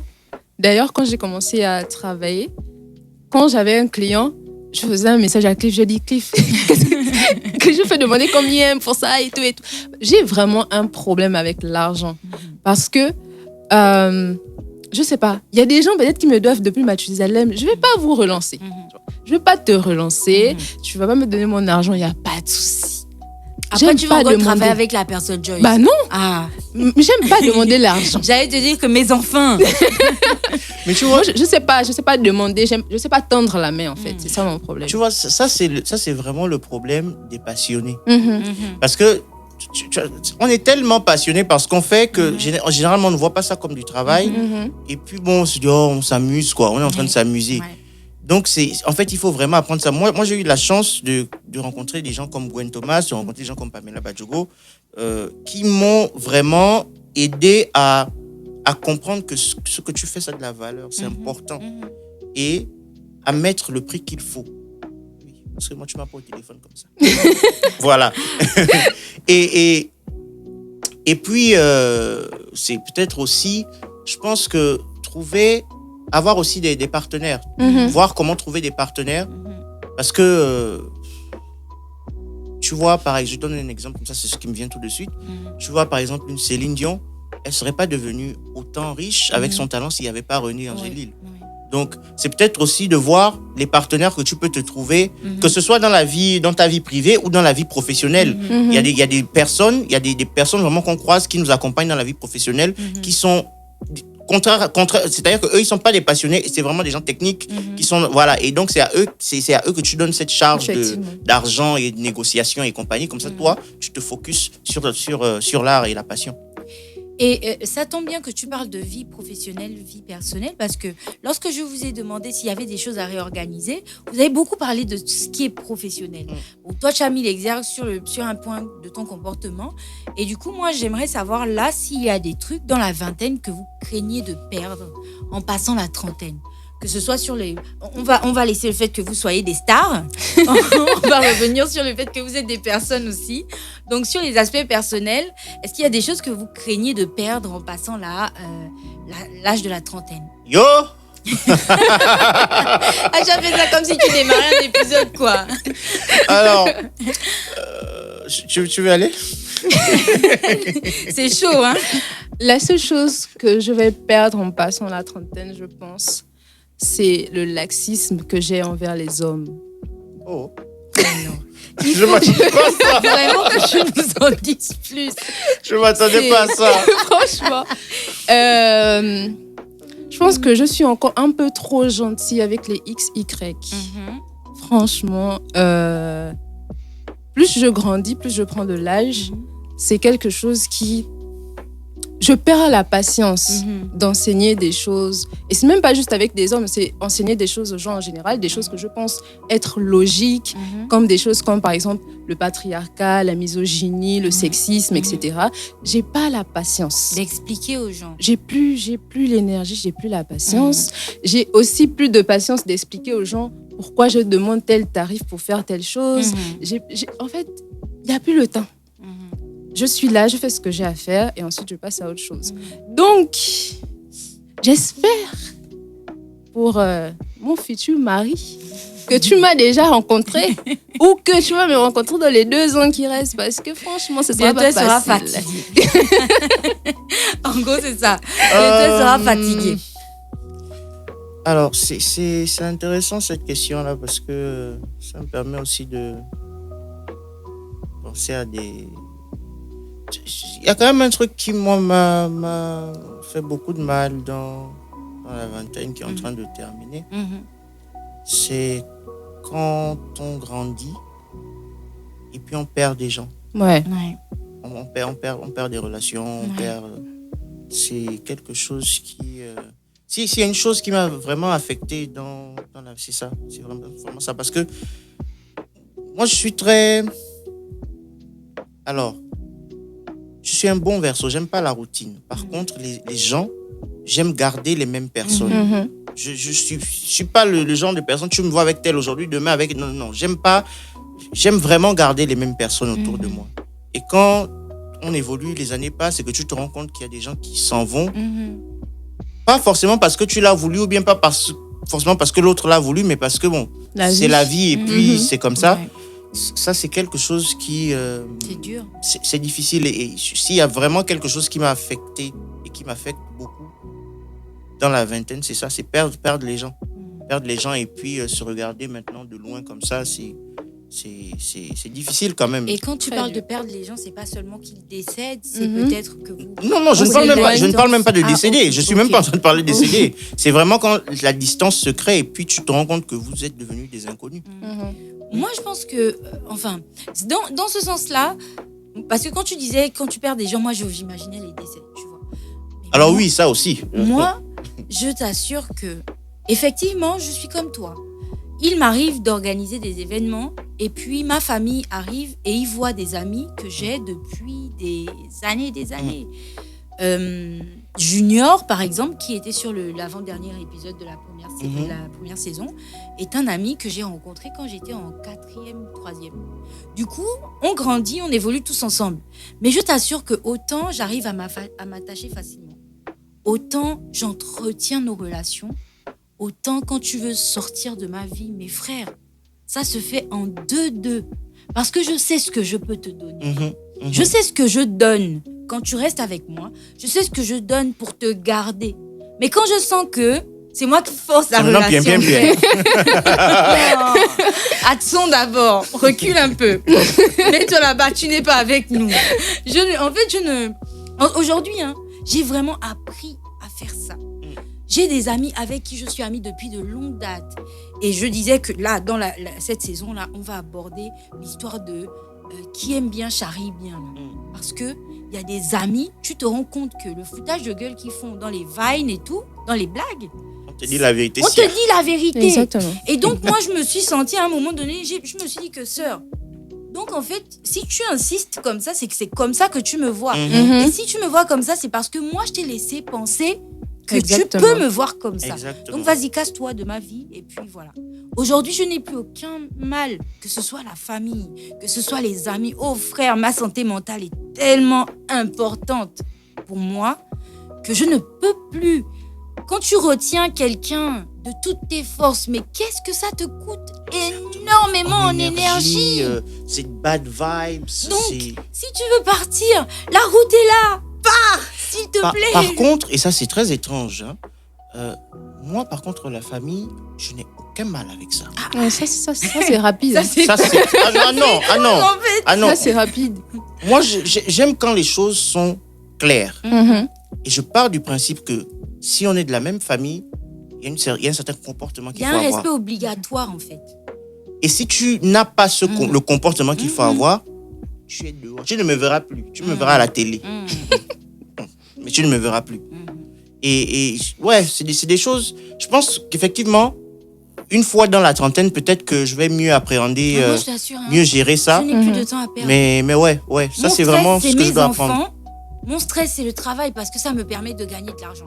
Mais les relations, que ce soit amoureuses, amicales, familiales, oh comment j'arrive à m'en débarrasser vite. Oh là là, c'est que je vais me prendre la tête quelque temps. Si encore je ne comprends pas pourquoi on s'est séparés, par exemple. Mhm. J'ai eu une amie avec qui on s'est séparés sur un malentendu. J'ai fait de mon mieux. J'ai essayé d'arranger les choses. Je l'ai invitée à l'anniversaire du petit. Je l'ai invitée à mon anniversaire. Mais à chaque fois, il y avait des raisons, des motifs. Et puis aujourd'hui, c'est une connaissance. Je la connais. Si on se croise dans la rue, on se dit bonjour. Et puis c'est tout en fait. Mais le stress que, oh non, mais non, on n'a plus 16 ans. BFF là, c'est fini. En fait, au niveau où on est là, si je te traîne depuis 10 ans, c'est que tu es déjà ma sœur. Mhm. Et si, quand tu es ma sœur, comme tu dis, dans la famille, il y a un comportement à avoir. Si tu n'as pas ce comportement avec moi, je te dis vite, mets-toi de côté, tu n'es pas avec nous. Et puis c'est tout. Et moi, franchement, perdre les gens qui meurent, parce que c'est brusque, vous avez une relation, il n'y a rien qui se passe, il n'y a pas de malentendus, il n'y a pas de... Voilà. La personne meurt, tu réalises que tu ne la verras plus jamais, qu'elle avait des projets, que vous aviez des projets qui ne courront jamais, qui n'auront jamais lieu. Là, ça peut t'impacter. Mais je t'assure, Solomoni, lâche, tu laisses. Lâche prise. Let it go. Let it go. And chill, relax. Parce que non, s'il faut te prendre la tête pour des choses, prends-toi la tête pour ce qui te fait gagner de l'argent, ce qui te permet de... Voilà. Surtout qu'au finish, même ça sert à rien. Parce que ça va plus revenir. Donc, c'est pas mieux, on laisse. Donc voilà. Bon, vu qu'on est dans l'histoire de la trentaine et de l'appréhension, etc., vous savez que la majorité des gens qui appréhendent la trentaine l'appréhendent à cause de la pression sociale. Et la pression sociale est souvent mise par rapport à un certain nombre de choses. Si je vous pose la question de Solomoni, tu te maries quand? Tu fais l'enfant quand? Tu réponds quoi? Et toi, Joyce? Mind your own business. Mais moi, Par contre, moi, je suis en train d'apprendre en ce moment-là. Je suis en train de réfléchir à comment dire ça. de manière très polie. Non, pas forcément. Très impoli. Non.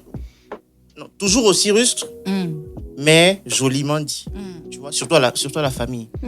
Parce que moi je trouve ça très intéressant que la famille veut te demander de te marier, de faire des enfants. Personne ne se demande comment tu vas mentalement. Personne ne te demande ce qui se passe dans ta vie, mais tout le monde veut que tu fasses des enfants. Pourquoi? Ils sont pleins dans nos familles. On a des oncles et des tantes qui ont fait des enfants. Et quand tu regardes, tu te dis, oh Seigneur, Dieu, Qu'est-ce qui se passe? épargne-moi de ça. Ouais. Et j'ai constaté que généralement, les gens qui vous mettent beaucoup la pression là, quand tu regardes eux-mêmes comment ils gèrent ça, ils s'en sortent pas. Ils s'en sortent pas. Et comme la misère aime la compagnie, Ouais. Effectivement. ils veulent embarquer tout le monde là-dedans. Oui. Les gens qui s'en sortent bien dans leur rôle de parents vont généralement, ils vous mettent même pas la pression. Ils vont dire, prends ton temps, prends ton temps. Voilà, quand tu seras, tu vas te marier, tu vas faire les enfants. Et surtout, moi, encore une fois, j'ai toujours su exactement ce que je voulais. Et je suis extrêmement focus. Et moi, je suis prêt à sacrifier du temps, s'il le faut, pour avoir ce que je veux. Quand je parle de sacrifice, je ne parle pas de tuer les gens, non. Je veux dire, faut bien préciser pour avoir ce que je veux. Ah, C'est cette discipline-là que j'ai sur moi. Si pour avoir ce que je veux, il faut que je ne me marie pas jusqu'à 45 ans, je ne vais pas me marier. Si pour avoir ce que je veux, il ne faut pas que j'ai d'enfants, parce qu'il faut que je reste concentré, parce qu'il faut que je mette de l'argent dans ce que je veux, je ne vais pas faire d'enfants. De toutes les façons, il y a plein d'enfants là qui sont là, qui souffrent, on peut en adopter. Ça, c'est pas un souci. Mais ce que je veux dire, c'est que moi, j'ai d'autres ambitions. Et j'ai une très grosse ambition, oui, parce que je le mérite. Donc, je suis focus sur ces choses-là. Maintenant, si entre-temps ça arrive, on ne dira pas non, c'est arrivé. Oui. Mais je veux dire, moi, je suis focus, et mon focus n'est pas sur le fait d'avoir des enfants, sur le fait de se marier. Je ne pense pas qu'on soit venu sur Terre seulement pour ça. Je ne pense pas. Je respecte ceux qui font des enfants. Si c'est bon pour eux, c'est très bien. Mais je dis, moi, je ne pense pas être né que pour ça. Et mon focus n'est pas là-bas. Exactement. Si ça vient, c'est tant mieux. Sinon, je vis très bien aussi. Donc, ce qu'on va retenir de l'intervention de Solomoni, c'est qu'il est prêt à sacrifier. Et Joyce, c'est à ton tour. Donc, tu fais l'enfant quand, Joyce? Tu te maries quand? Moi-même, c'est encore compliqué de manger 3 fois par jour. Donc, bon. Je pense que, comme Solomoni disait, il faut vraiment que, de mon côté, moi, j'apprenne à répondre à cette question, mais de manière violente. Parce que je n'arrive pas à comprendre Faut les choquer. pourquoi les gens sont autant obsédés à t'envoyer faire. L'enfant. Parce que, En fait, on fait l'enfant en faisant les choses impolies. C'est donc, vrai. moi, quand j'avais, parce que bon, c'est pas un secret, j'ai commencé à être active sexuellement à 20 ans, 20, 21 ans. Quand j'avais moins que ça, on me disait non, si un garçon te touche, tu vas être enceinte. Pourquoi aujourd'hui vous voulez m'envoyer faire?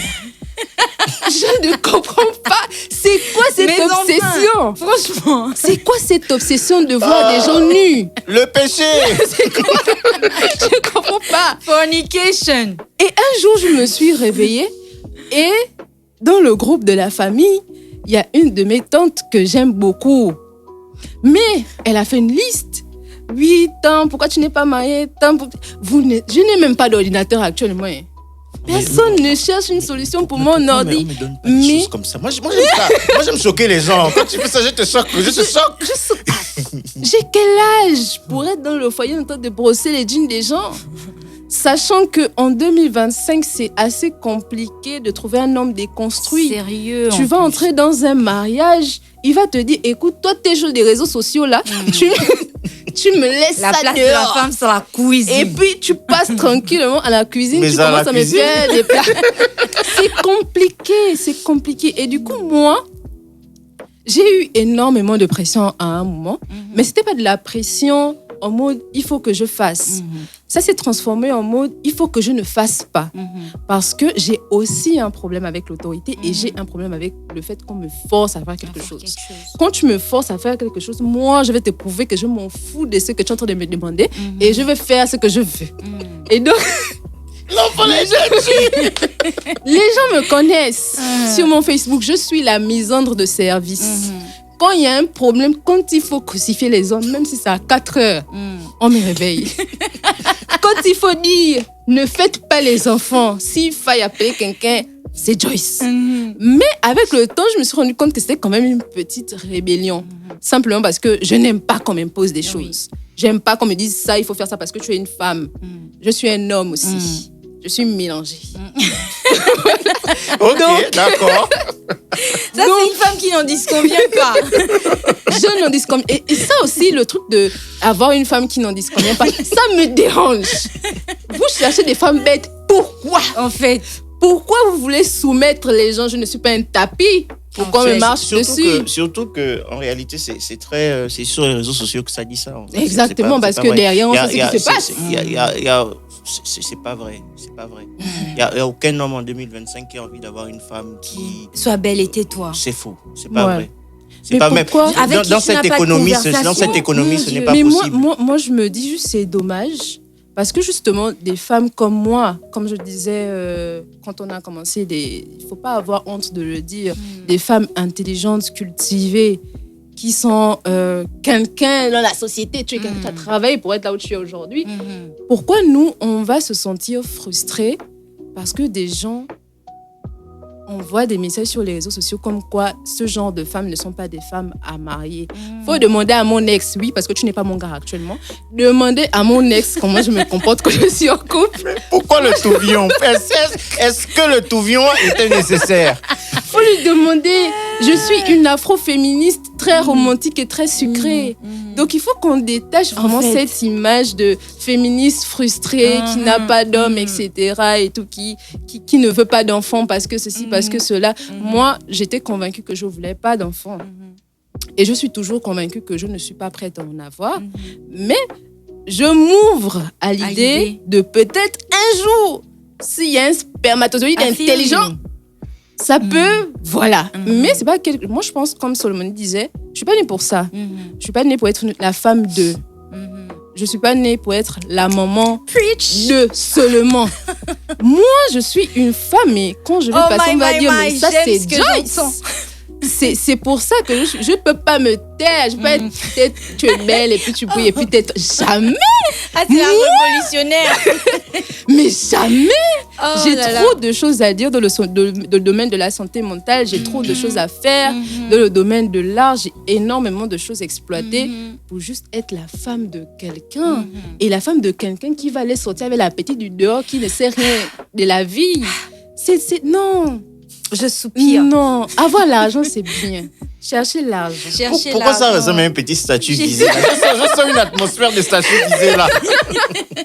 Non, mais c'est trop. Les femmes souffrent. Moi, je te ressens tellement parce que j'ai le même problème avec le mariage. Je ne me cache pas, je ne cache pas à mon partenaire avec qui je vis une belle relation depuis déjà plusieurs années que le mariage me fait peur. Aujourd'hui, ça s'est changé en le mariage me fait peur. Mais à une époque, parce que j'ai eu une expérience très proche du mariage qui s'est finie en échec.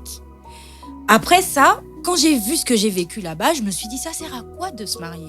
Du coup, à l'époque, quand je sortais de la situation, là, pour moi, c'était je me marie pas. Ça sert à rien parce que le mariage va souffrir. Et puis, comme j'étais encore très chrétienne à l'époque, sois soumise et puis voilà. Donc, si je suis soumise, c'est que je vais subir. Donc, il n'y a pas moyen pour moi de me marier. C'est comme ça que je voyais les choses. Et puis, avec le temps, tu tombes sur un gars, un XY, qui est suave, doux, agréable. Et qui te déconstruit. Voilà, qui te fait comprendre que tu es une femme intelligente. Tu as le droit de parler. Tu as... je ne sais même pas pourquoi on dit que c'est un droit. De la même façon que moi je parle, tu parles. On nous a donné ça, cet orifice, pour l'utiliser. Cet organe qui est la langue claque sur notre palais et sur le bas de notre mâchoire pour une raison. C'est pas seulement pour dire « Ah oui, mon roi, voilà la nourriture ». C'est pas non plus seulement pour dire aux enfants que « Arrête ». C'est pour pouvoir dire à la personne qui est ton partenaire. Ce n'est pas ton propriétaire. Et puis, si vous voulez mon avis, moi, je pense que ces hommes-là qui ont besoin qu'on leur rappelle leur propre importance, ce sont des gens qui ils ont n'en ont des pas. insécurités. Exactement. Ils ne sont pas importants. Ils n'ont pas confiance en eux. Preach. Et ce que je dis... C'est un homme cadio. Ce que je dis, j'observe beaucoup. Je le vois, par exemple, même dans le show business ici au Gabon. Tu vois, il y a des gens qui ont tendance à vouloir... quand tu arrives devant eux, vouloir faire au grand, au machin. En fait, ils veulent être en permanence, ils veulent qu'on leur rappelle en permanence leur position. Enfin, si je veux te parler, je te parle, je te dis ce que j'ai à te dire. Et ce n'est pas parce que je ne viens pas faire le larbin autour de toi que ça veut dire que je ne te respecte pas. Ça n'a absolument rien à voir. Ouais. Donc, pour moi, ça, c'est la même chose. C'est la même chose avec ces hommes-là qui veulent avoir des femmes qui, en quelque sorte, les adorent. Vous avez peur de quoi? Il vous manque quoi? La dernière fois, j'échangeais avec une amie. On a parlé sur une amie féministe qui défend vraiment la place de la femme. Et du coup, quand on a fini d'échanger, il y a un gars qui nous regardait et qui a dit « Vous n'êtes pas mariable, hein ?» Et elle a répondu quelque chose de magistral. On n'est pas mariable par des hommes comme toi. Exactement. En fait. Parce que qui te dit que moi, mon gars, je suis féministe, même si je n'aime pas me revendiquer l'être, je suis féministe, il m'aime comme ça. En fait. Il m'aime comme ça, c'est parce que de toute façon, il a vu. On était amis à une époque, aujourd'hui on est devenus petits amis. À l'époque où on était amis, j'avais des positions très fermes concernant le mariage, la vie de couple, le fait d'avoir des enfants, la place de la femme en entreprise, etc., etc.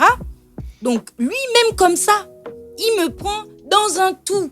C'est quelqu'un qui, si j'accepte, quand il va me demander s'il peut m'honorer, s'il peut m'épouser, quand je lui dirai oui, si je lui dis oui, bah, il me prendra pour Darlène, la féministe défenseuse qui ne veut pas se revendiquer féministe, mais qui sait qu'elle a ses droits, Darlène qui sait cuisiner quand il faut cuisiner, Darlène qui jardine, Darlène qui sait faire les enfants, Darlène qui est business owner, Darlène qui est employée de quelqu'un, etc., etc. Et pour être quelqu'un je suis HSE, je me suis retrouvée pendant plusieurs années à travailler dans un domaine qui était majoritairement masculin. Et je me suis retrouvée à gérer des projets, à gérer des équipes constituées essentiellement d'hommes. Et puis quand tu gères des équipes qui sont constituées essentiellement d'hommes, j'ai commencé à travailler très jeune. Ce sont des hommes plus âgés que toi, ce sont que des hommes. La seule femme qui est dans le groupe avec toi, c'est une juriste. Donc elle ne sait rien du HSE. Mais toi, tu sais. Tu as étudié, tu as de l'expérience. Et puis tu donnes ton avis en tant que femme. On te dit « Ah, ça doit être dur pour ton gars à la maison. Hein. » Mais frère, où est le rapport? Autant tu as ton master en HSE, autant j'ai mon master en HSE. J'ai 3 ans d'expérience, tu as 1 année d'expérience. Tu me parles de... Parce que je te contredis, parce que je refuse d'accepter ce que tu dis, tu me dis que ça doit être dur pour mon gars à la maison. Genre, ton gars doit souffrir, oh, mais qui t'a dit qu'il souffre? Parce que je suis au travail, que je veux que les choses soient faites parfaitement, comme ça doit l'être, pour que le client soit satisfait. Toi, tu me parles de ma vie sentimentale, ma vie à la maison. Parce que, justement... lorsque certains se sentent en insécurité, il faut systématiquement te ramener dans la position avec laquelle il est à l'aise. La place de la cuisine, frère. Mais dans la cuisine de mon gars, pas dans la tienne en fait. C'est très bête parce que de la même manière, les mêmes hommes, ils ont des enfants filles, ils demandent à leur fille d'aller à l'école.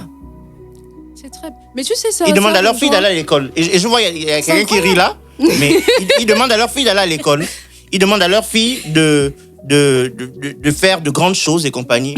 Mais de l'autre côté, ce sont les mêmes qui vont dire « Ah non... la place de la femme sur la cuisine. » C'est particulier. C'est particulier. Pour avoir été élevée par mon beau-père, il y a quelqu'un qui me disait hier soir, quand je lui disais que je suis autoritaire, il me disait « Oui, ça se voit. » Parce que non, je lui ai dit « Mon beau-père m'a élevée comme s'il élevait un garçon. » Et puis il m'a dit « Ah, ça se voit. » Je lui ai dit « Comment ça ?» Il m'a dit « Tu es autoritaire. » Je lui ai dit « Je suis autoritaire parce que je m'affirme, je suis intelligente, je connais les choses. Quand je ne connais pas, je vais te demander qu'est-ce que ça veut dire. Je vais aller sur Google chercher. Mais si je connais, frère, je te montre que je connais. Et gare à toi si tu n'as pas le sac assez lourd pour me montrer que, bon, si je ne connais pas, ok, j'accepte ce que tu me donnes. Ou si moi aussi je connais, allez, on affronte nos connaissances. Et puis celui qui connaît le mieux a le mot final. Mais je suis désolée, ça n'a rien à voir avec le fait d'être autoritaire. Je sais juste que je ne suis pas une femme, je ne suis pas qu'une femme. Je suis un cerveau, je suis une force physique, je suis une force de proposition. Je ne serai peut-être jamais physiquement aussi fort qu'un homme. Une chose sûre. Mon fils de 12 ans, mon fils de 15 ans arrivera à porter des poids que je ne pourrais pas porter. Mais l'avantage avec moi, parce que je suis intelligente, c'est que je sais qu'il faut aller chercher une brouette, en fait. Il faut aller chercher une brouette. Si tu ne peux pas porter quelque chose, tu mets ça dans la brouette, tu roules, tu renverses ça. et puis tu pousses ta brouette. Tu te fais aider. Donc, s'il vous plaît, arrêtez de nous fatiguer. On est fatigués. On est épuisé, s'il vous plaît. On est fatigués. Donc, Ça voilà. s'est transformé en plaidoyer, là. Désolée. Hein. Dès qu'on veut nous dès que les hommes pensent que notre place à la cuisine, ça fatigue. Il faut monter au créneau. C'est des choses à ne plus laisser passer. On est en 2025, frère. Tu vas dans les établissements, les femmes sont plus nombreuses aujourd'hui que les hommes. Donc, ça prouve à suffisance qu'on a la volonté de s'épanouir.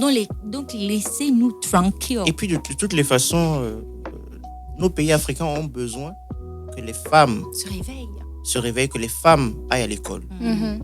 Nos pays africains ont besoin de ça. C'est prouvé économiquement que quand les femmes sont instruites, quand les femmes vont à l'école, le pays ne s'en porte que mieux. Le PIB du pays augmente de 9% Wow. quand les femmes vont à l'école. Bon, imaginez le manque à gagner qu'on a dans nos pays. Donc, on a tout à gagner. Dans cette économie, ils disent ça sur les réseaux sociaux, mais je vous dis, il n'y a aucun homme dans cette économie qui a envie d'avoir une femme qui s'assoit et puis qui fait rien. C'est Qui ne faux. fait rien. C'est pas vrai. C'est pas vrai. C'est vrai. C'est pas vrai du tout. C'est un homme cadio. Donc, voilà. En tout cas, on a beaucoup parlé, on a laissé sous-entendre beaucoup qu'on allait parler un peu de santé mentale. Et Joyce, j'admire vraiment le fait que tu parles assez ouvertement de ton état de santé mentale en mettant les mots exacts sur ça, sur tes réseaux sociaux. Pour être passé par une longue phase dépressive, j'en parlais déjà plus ou moins. Je sais que l'environnement immédiat est souvent à l'origine de ces problèmes. Est-ce que ça te dérangerait de nous en dire plus sur c'est quoi le trouble dont tu souffres? Comment est-ce que tu le manages depuis que tu as découvert? Comment est-ce qu'à l'approche de la trentaine, avec toutes les exigences sociales que cet âge renferme, tu gères cet aspect de ta personnalité? Waouh. Ça, c'est la dissertation, hein. Déjà, Donc, c'est quoi ton déjà, trouble? Je tiens à préciser d'abord, avant de commencer, que j'ai des troubles qui sont diagnostiqués, Ok, ouais. d'autres qui sont non diagnostiqués au moment où on fait ce podcast, mais qui le seront bientôt. Parce que, bon, voilà, j'ai la capacité de comprendre et de savoir, de définir un peu ce que renvoie à telle chose, tel symptôme à telle chose, mais il faut toujours que je vois un professionnel pour qu'il affirme que voilà. Donc,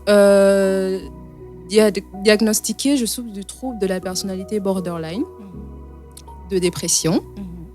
Et à cause du trouble de la personnalité borderline, je fais des phases de TCA, donc de troubles de comportement alimentaire. Il y a de l'anxiété sociale, de l'anxiété tout court. Il y a des phases dépressives aussi. Donc, c'est quoi le trouble de la personnalité borderline? C'est un trouble, on va dire de manière claire, c'est un trouble qui renforce la peur de l'abandon. Ok. Et ça fait en sorte que la personne qui en souffre est 10 fois plus sensible que les personnes lambda. Donc ça veut dire que si toi tu ressens une émotion, moi je la ressens fois 10. Voilà, c'est exactement ça. Et donc il y a des phases. C'est un trouble qui est comorbide avec le trouble bipolaire. Donc on a plus ou moins les mêmes symptômes et tout. Et ça vient avec énormément d'autres troubles. Donc c'est un trouble qui vient avec plein de trucs. D'où donc tu as ça. borderline, en fait. Exactement.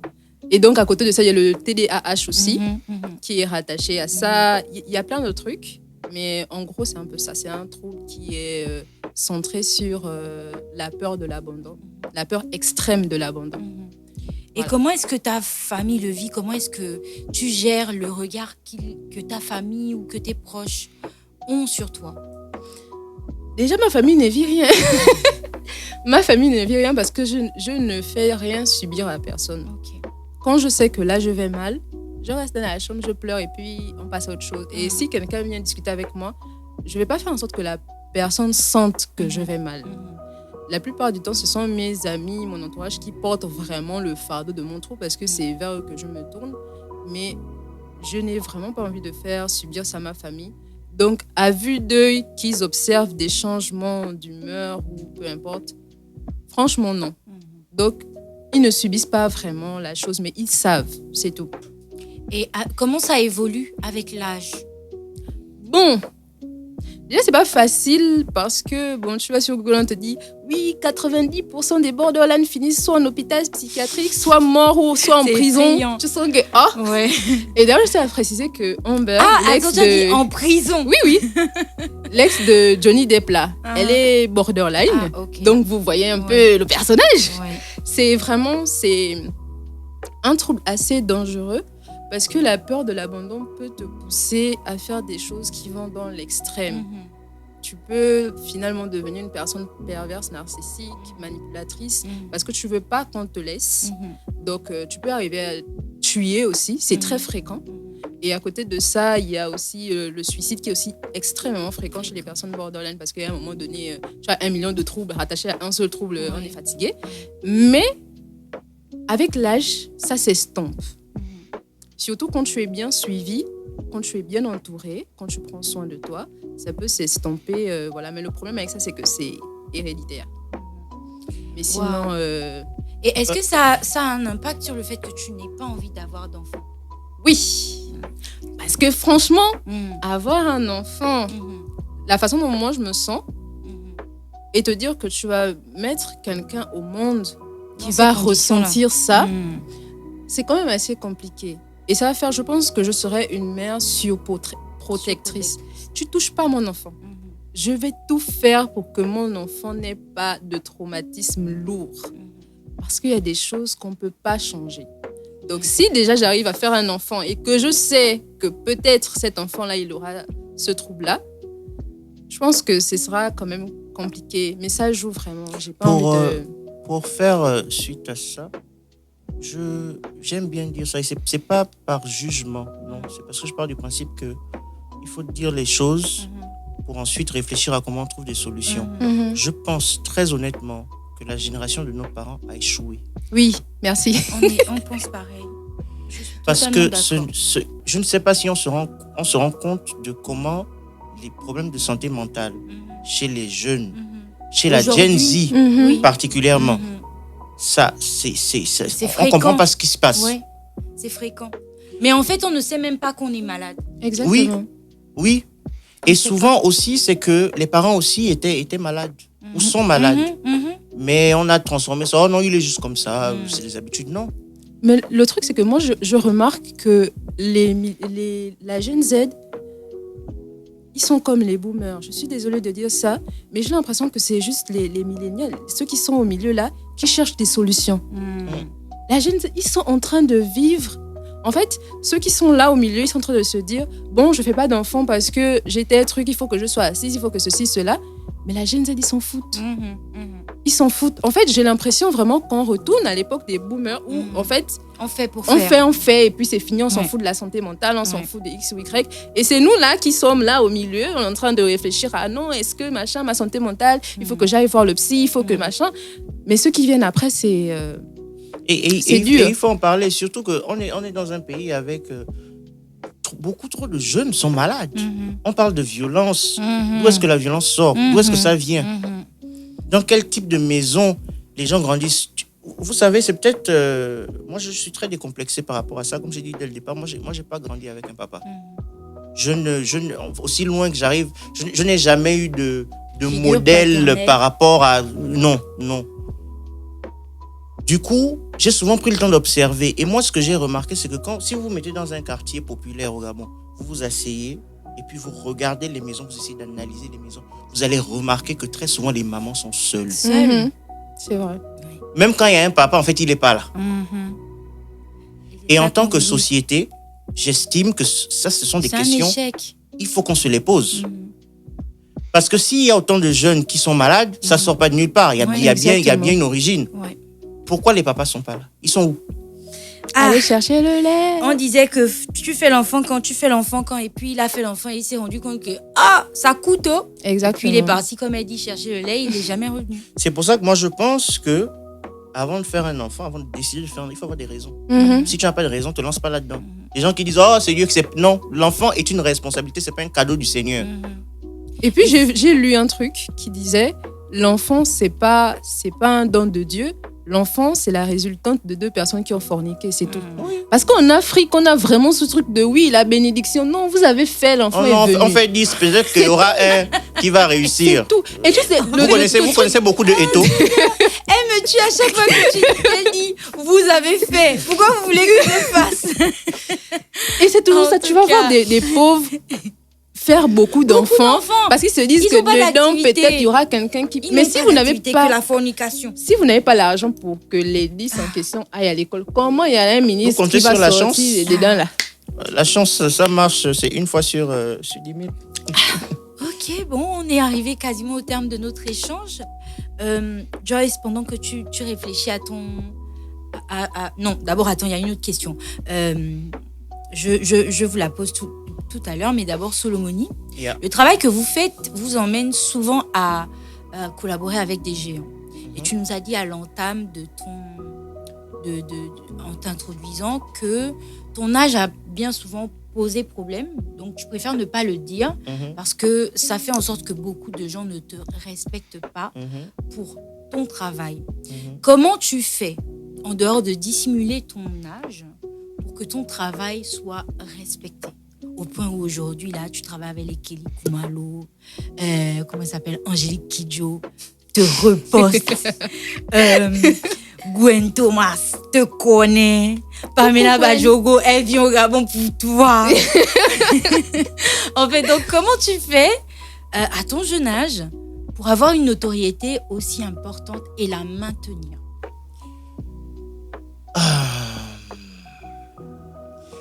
Alors, c'est quelque chose que j'ai entendu. J'aime beaucoup écouter les interviews. Et ça, je l'ai retenu. C'est Angélique Kidjo qui disait soyez professionnel à n'importe quel prix. Et pour moi, c'est ça qui fait qu'on te respecte.